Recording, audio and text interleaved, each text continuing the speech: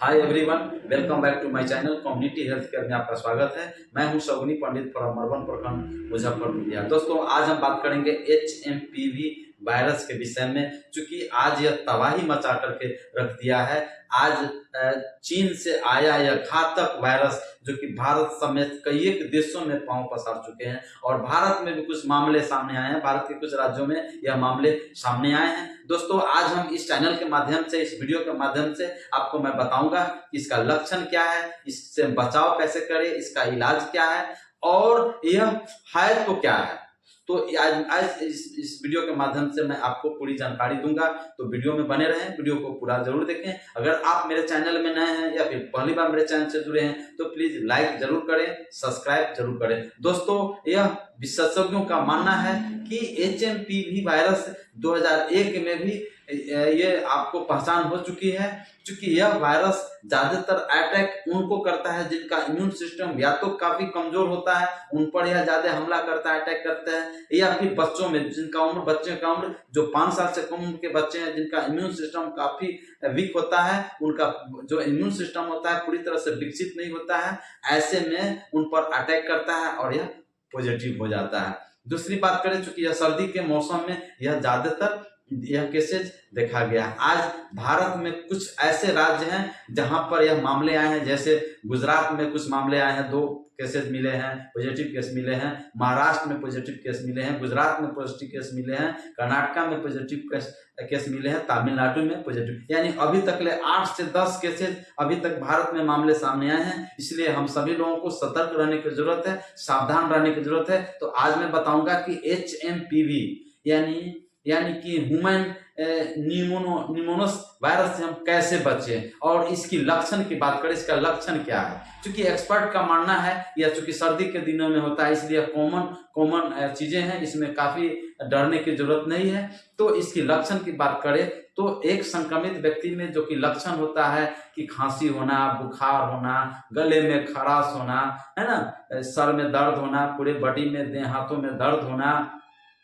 साथ ही साथ सांस लेने में कठिनाइयां होना, बच्चों में निमोनिया जैसा गंभीर मामले आ जाते हैं। और एडल्ट की बात करें तो उनमें अस्थमा, दम फूलने जैसा गंभीर मामले सामने हो जाते हैं। ऐसे में आपको घबराने की जरूरत नहीं, अपने विशेषज्ञ चिकित्सकों से सलाह लेने की जरूरत है, इलाज कराने की जरूरत है, जिससे यह ठीक हो जाता है। क्योंकि यह वायरल संक्रमण है, वायरस का एंटीबायोटिक का कोई रोल नहीं होता है, आपको सेल्फ लिमिटिंग है। जैसा कि आपने कोविड-19 में देखा गया था कि पेशेंट को, संक्रमित व्यक्ति को होम आइसोलेट किया जाता था। तो यह चूंकि होम आइसोलेट अगर आप रहते हैं तो निश्चित ही यह चूंकि सेल्फ लिमिटिंग है, इसलिए आपको स्वतः चला जाता है। ऐसे में आप पानी खूब पिए और अपने इम्यूनिटी को बूस्ट करें। ऐसे में आप ताजे फले खाएं, हम पौष्टिक आहार लें, जिससे कि आपको यह जो HMP वायरस है तो आपको चला जाएगा। बात करें कि यह ज्यादातर चूंकि संक्रमित करते हैं तो जो 5 साल के बच्चे से कम उम्र के जो बच्चे होते हैं उसमें ज्यादातर यह संक्रमण होने की संभावना होती है, क्योंकि उनका इम्यून सिस्टम काफी कमजोर होता है।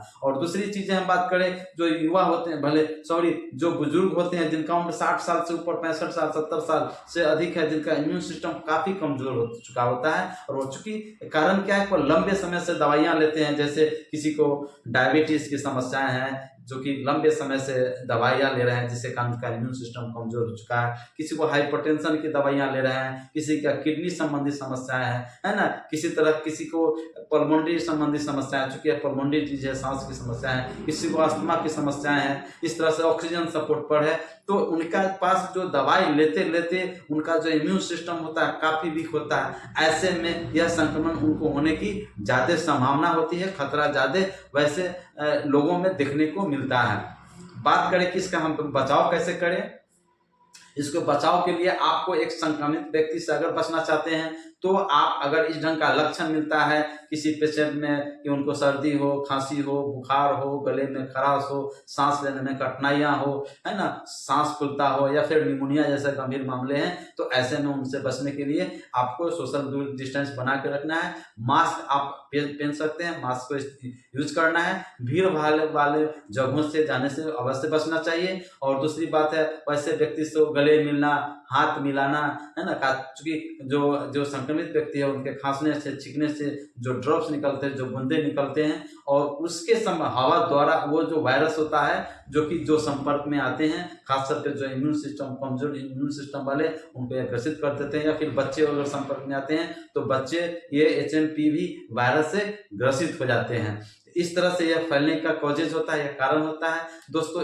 तो मैंने बचाव की भी बात किया कि बचने के लिए आपको सोशल डिस्टेंस की दूरी बना करके रखना चाहिए। चूंकि यह एक इन्फ्लुएंजा, आप जानते हैं, चूंकि यह सर्दी के दिनों में होता है। अक्सर हाँ, सर्दी के दिनों में आप देखते हैं कि आपको छोटे बच्चों को या फिर किसी भी एज लोगों को जब मौसम जब चेंजेस होते हैं, ऐसे में सभी को सर्दियाँ होती है, खांसी होती है, बुखार होता है, गले में खराश होता है, कभी कभी दम भी फूलने लगता है। चूंकि यह फ्लू है, इन्फ्लुएंजा है, तो आता है स्वतः चला जाए। चूंकि इसमें एंटीबायोटिक का कोई रोल नहीं होता है। तो कोई भी ऐसा हेल्थ इशू हो तो अपने विशेषज्ञ चिकित्सक से राय लेने की जरूरत है। अपने जो पेशेवर चिकित्सक से उनसे आप राय लें, क्योंकि इसको नजरअंदाज नहीं करें। क्योंकि भारत सरकार ने अलर्ट जारी कर दिया है, सावधान रहे, सुरक्षित रहे, जानकारी ही इसकी बचाव है दोस्तों।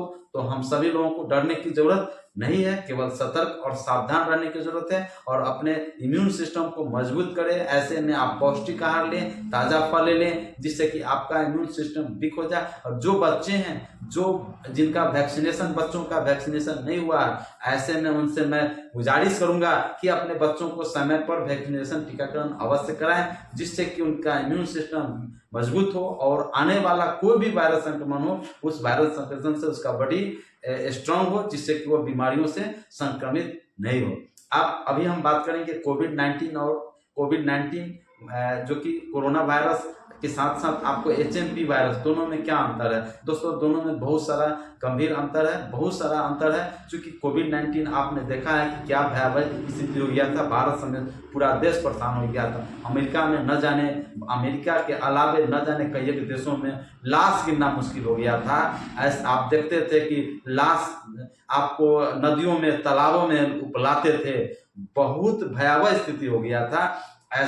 कोई ऐसा इसमें HMP वायरस में डरने की जरूरत नहीं है, क्योंकि यह कॉमन फ्लू है, कॉमन इन्फ्लुएंजा है, जो कि सबों में ऐसा इन्फ्लुएंजा होने पर ऐसा लक्षण आता है। ऐसे में हम लोगों को सतर्क रहने की जरूरत है। हाँ, ये बात सही है कि जो संक्रमित व्यक्ति है उससे आपको संपर्क में नहीं जाना चाहिए, संपर्क करने से बचना चाहिए। और अपने कोई भी ऐसा हेल्थ इशू हो, सांस की, इसमें चूंकि ऑक्सीजन लेवल आपका काफी इसमें घट जाता है, 90 से कम हो जाता है, ऐसे में आपको बिना देर किए हुए अपने चिकित्सक से आपको सलाह लेने की जरूरत है, मिलने की जरूरत है। एक भी बात मैं आपको जरूर बताऊंगा कि सेल्फ लिमिटेशन कभी नहीं लेना, क्योंकि सेल्फ मेडिसिन कभी नहीं लेना चाहिए, क्योंकि उसमें आपको न डोज पता होता है, ना उसका कितना बॉडी वेट के मुताबिक दिया जाता है, ना उसका कितना मिलीग्राम में कितने समय लेना है, कब कब लेनी है, इसके बारे में प्रॉपर ज्ञान नहीं होता है, नॉलेज नहीं होता है। ऐसे में अगर दवाई ले लेते हैं तो आपको यह नुकसान कर सकता है। तो दोस्तों, आपने जाना आज HMPV वायरस के विषय में, जो कि वीडियो कैसा लगा, वीडियो पसंद आया है तो आप लाइक जरूर करें